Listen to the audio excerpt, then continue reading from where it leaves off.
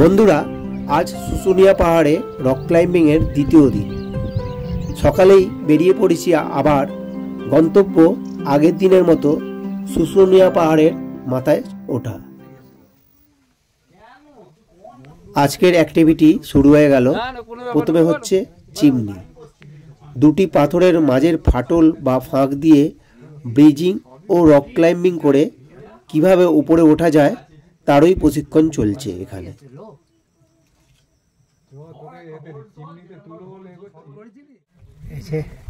এই সরু গর্ত দিয়ে ক্লাইম্বিং করে উঠছে।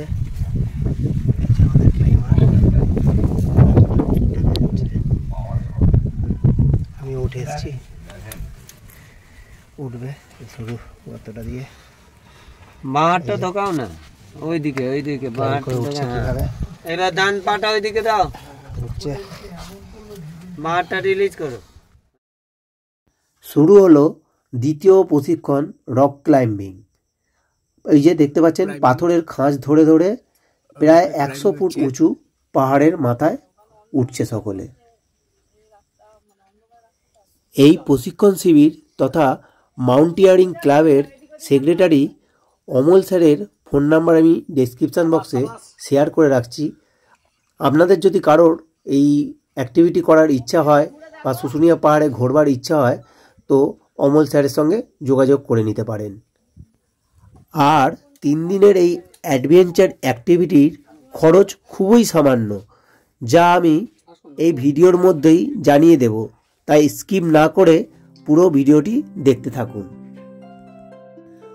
প্রশিক্ষণ শিবিরের শেষে আজ দ্বিতীয় দিনের সন্ধ্যায় বেরিয়ে পড়লাম শুশুনিয়া পাহাড়ের পাদদেশে থাকা 600 বছর পুরনো এবং বিখ্যাত ঝর্ণা দেখতে, আর সেই সঙ্গে দেখে নেব তার পাশে থাকা জাগ্রত মা কালী, দুর্গা ও শিব মন্দির। আর দর্শনীয় স্থান হওয়ায় সারা বছরই এখানে প্রচুর মানুষ ঘুরতে আসে। সেজন্য স্থানীয় মানুষ রকমারি জিনিসের দোকান সাজিয়ে বসেছে এখানে, যেমন পাথরের জিনিস, কাঠের জিনিস, মাটির পুতুল, এছাড়াও বিভিন্ন হস্তশিল্পের সম্ভার আছে। পাহাড়, মন্দির, ঝর্ণা দেখার সাথে সাথে মেলা দেখাও হয়ে যাবে।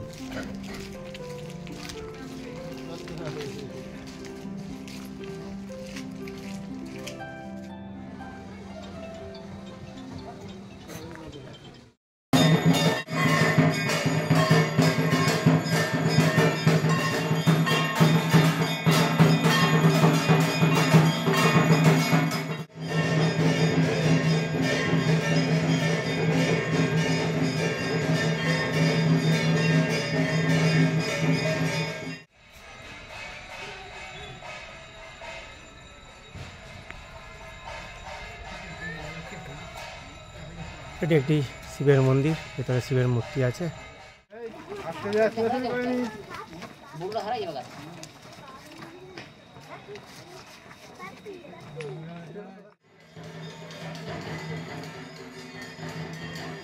আজ কয়েকশো বছর ধরে এখানকার মানুষের বিশুদ্ধ, সুস্বাদু ও স্বাস্থ্যকর জলের উৎস হচ্ছে এই ঝর্ণা। এর উৎস চোখে দেখা যায় না, কারণ এটি পাহাড়ের মধ্য থেকে এখানেই বেরিয়ে এসেছে, আবার মাটিতে পড়ার পর এটা এখানেই মাটির তলায় চলে যায়। এই ঝর্ণাটিকে ভগবানের আশীর্বাদ বলে মানে স্থানীয় মানুষজন। এই পবিত্র ঝর্ণাতলাটিকে দেবদেবীদের বিভিন্ন মূর্তি দ্বারা সজ্জিত করা রয়েছে।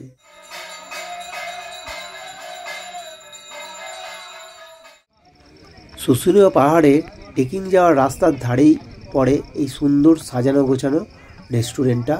এখন রাত্রির বেলায় আলোয় ঝলমল করছে। স্থানীয় মানুষরা এখানে ডিনার সারতে আসে, কেউ কেউ সন্ধ্যাবেলার স্ন্যাক্স খেতে আসে। তো আপনারাও ইচ্ছে গেলে এখানে খাওয়া দাওয়া করতে পারেন। দ্বিতীয় দিনের রাতে আজ অনুষ্ঠিত হচ্ছে ক্যাম্প ফায়ার, যেখানে আমাদের দলের সদস্যরা তাদের প্রতিভা দ্বারা, যেমন নাচ, গান, আবৃত্তি ও নাটক দ্বারা সকল সদস্যের মনোরঞ্জন করছে।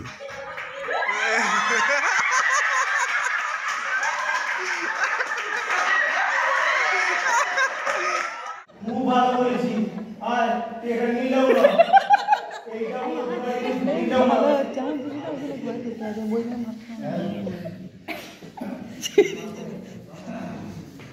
ওদের তো মুখ দেখলেই প্রশ্ন করতে আমার ভয় লাগছে। বল দেখি তুই বাল্ব কে আবিষ্কার করেছিল?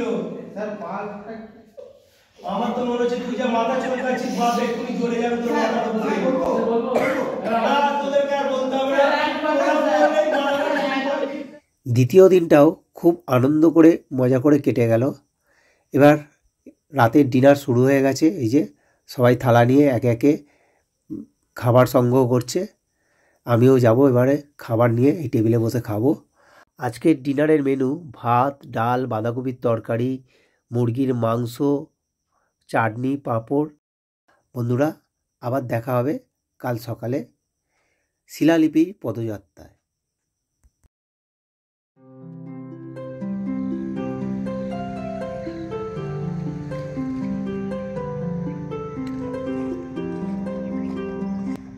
ওই যে আমাদের টিম পুরো হেঁটে হেঁটে যাচ্ছে, দূরে দেখাবো।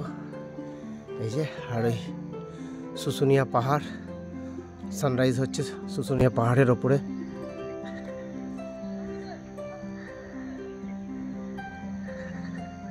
পুরো শুশুনিয়া পাহাড়ের রেঞ্জটা, আর জলে পদ্ম ফুটে আছে অজস্র, একদম ভর্তি পদ্ম। আগের দিন আমরা ওই যে দূরে শুশুনিয়া পাহাড় দেখা যাচ্ছে, শুশুনিয়া পাহাড়ের উপর দিয়ে গোটাটা চক্কর মেরেছি, উপরে উঠেছি, রক ক্লাইম্বিং করেছি। আর আজকে আমরা এই রাস্তা ধরে শুশুনিয়া পাহাড়ের উপর থেকে যে রাস্তাটা দেখেছি, যে ঝিলগুলো দেখেছি বা বড় বড় পুকুরগুলো দেখেছি, সেই পুকুরগুলো এখন কাছ থেকে দেখতে পাচ্ছি। প্লাস সেই রাস্তাটা ধরে, এই যে রাস্তাটা ধরে এখন আমরা শুশুনিয়া পাহাড়কে গোল করে চক্কর মারছি। আর পুরোটাই ফরেস্ট রেঞ্জ, আর শুধুই গাছপালা ভর্তি। সেই ফরেস্ট রেঞ্জের মধ্যে দিয়েই যাচ্ছি, আর গাছপালা আর এই প্রাকৃতিক শোভা দেখতে দেখতে চলেছি। এই যে গোটা রেঞ্জটা কভার করছে সুন্দরভাবে। এই যে আমাদের চলার রাস্তা, রাস্তার দু সাইডে শুধুই গাছপালা। ওই দিকটা ছিল খেজুর গাছ, আর এদিকে শুধু সারি দিয়ে তাল গাছ, যতদূর চোখ যায় সারি সারি তাল গাছ। আর কালো মোরাম পিচ ঢালা রাস্তা, ফাঁকা শুনশান, কেউ কোথাও নেই। আমাদের ম্যারাথন চলছে জঙ্গলের রাস্তা ধরে, দু সাইড ধরে প্রাকৃতিক ভিউ কাকে বলে। এখন সকালবেলা আমরা মর্নিং ওয়াক করতে করতে বেরিয়েছি। তাই এখন অফিস বন্ধ, টিকিট কাউন্টার বন্ধ, প্রবেশ মূল্য 10 টাকা। এখনও পার্ক তৈরি হচ্ছে, কমপ্লিট একদম হয়নি, হচ্ছে। এই যে পার্কের পেছনটাই শুশুনিয়া পাহাড়।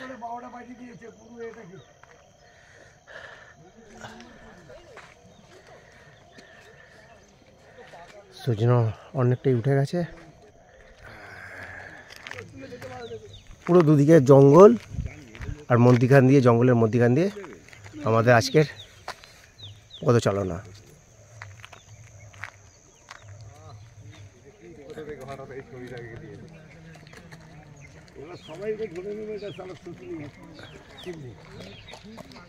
ধরে দৌড়াতে দৌড়াতে চলে এসেছি রাজা চন্দ্রবর্মনের শিলালিপি দেখবো বলে। এই যে এবার যাবো এই রাস্তা ধরে, আমাদের অন্য সাথীরা ঢুকে পড়েছে। এটা যদিও একটা খেলার মাঠ, কিন্তু এত সুন্দর জায়গা বলে প্রায় গোটা শীতকালটাই এখানে পিকনিক স্পট হিসেবে এটা ব্যবহৃত হয়। প্রচুর মানুষ আসে এখানে পিকনিক করতে। আর এই যে রাজা চন্দ্রবর্মনের শিলালিপি দেখতে যাবে এই রাস্তা ধরে তারাও। চলেছি পুরো জঙ্গলের মধ্যে দিয়েই, শাল, সেগুন, পলাশ, বলছে কিছু ফাঁকে ফাঁকে চন্দন গাছও আছে এখানে, যেগুলো বেশিরভাগই কেটে নিয়েছে। পুরো জঙ্গল, শুশুনিয়া রেঞ্জেরই জঙ্গল পুরো। এতক্ষণ উপর দিকে গেছিলাম, এখন পুরো জঙ্গলের মধ্যে দিয়ে, পুরোটাই জঙ্গল, খুব সুন্দর লাগছে। আর এই সবুজ জার্সি পরে মনে হচ্ছে নিজেকেও বনের টিয়া।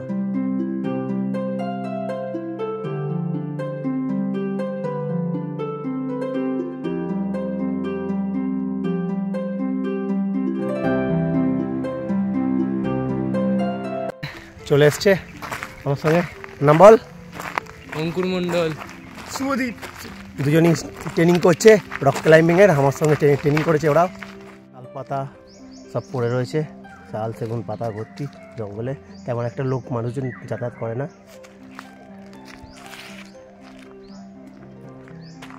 পুরো জঙ্গল, যেদিকে দু চোখ যায় জঙ্গল। আমাদের চলার রাস্তাটায় পুরো শাল সেগুন পাতায় ভর্তি, জঙ্গলের মধ্যে উপরে দুদিকেই গাছ। আমাদের পুরো টিম শাল সেগুনের জঙ্গলের ভেতরে।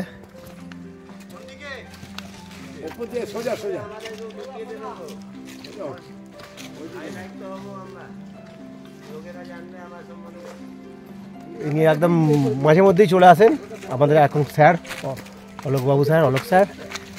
ক্লাইম্বিং করায়, রক ক্লাইম্বিংয়ের সমস্ত কোর্স, তাছাড়াও এমনি ট্রেকিং শেখায় যারা নতুন ট্রেনিং আছে, যেমন আমাকে শেখাচ্ছে। এটা অনেকটাই খাড়াই উঠছে একদম।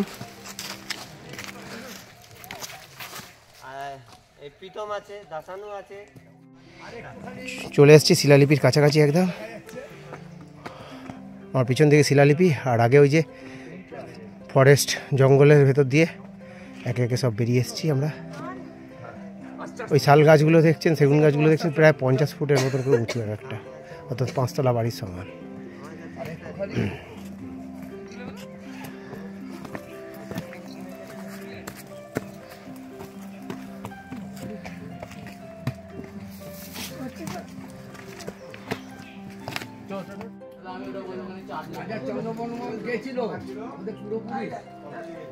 এই যে এসে গেছি শিলালিপি দেখতে। জাল দিয়ে ঘেরা আছে শিলালিপি। দেখি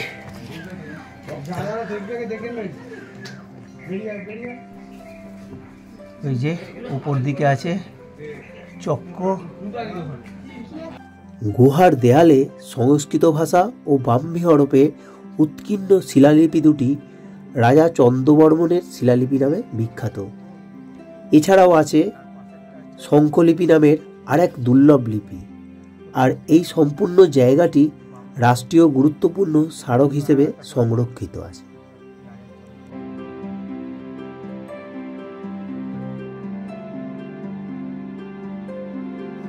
পাথরের ওপর এই খোদাই করা দেখলে মনে হয় এটা একটি বিষ্ণু মূর্তি তৈরি করা হচ্ছিল, কিন্তু কোনো কারণে এটা আর সম্পূর্ণ করা হয়নি।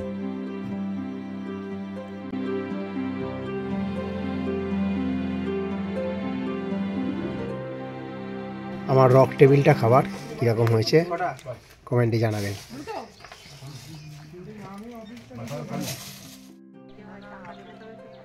পাখির চোখে জঙ্গলটা।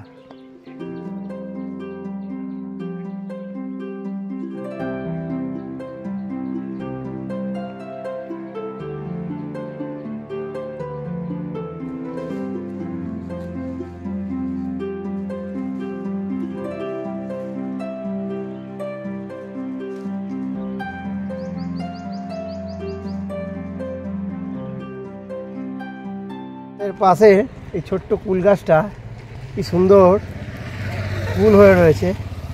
একটা পারবো বড় থেকে কুল, টেস্ট করব একটা কুল খেয়ে। ওরে বাপরে, কাঁটা লেগে গেছে।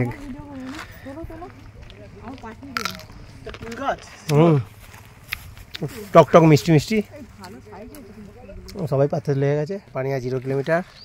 আর উল্টো দিকে শিউলিবনা 3.450। ওই শিউলিবনা শেষেই আছে শিলালিপি যাওয়ার রাস্তাটা। আজ তৃতীয় দিনে আমাদের রক ক্লাইম্বিং, ট্রেকিং সমস্ত অ্যাক্টিভিটি সম্পূর্ণ। এবার লাঞ্চ সেরে ট্রেন ধরার পালা। তাই প্রথম দিনে যে পতাকা উত্তোলন করা হয়েছিল তা এবার অবতরণ করা হচ্ছে।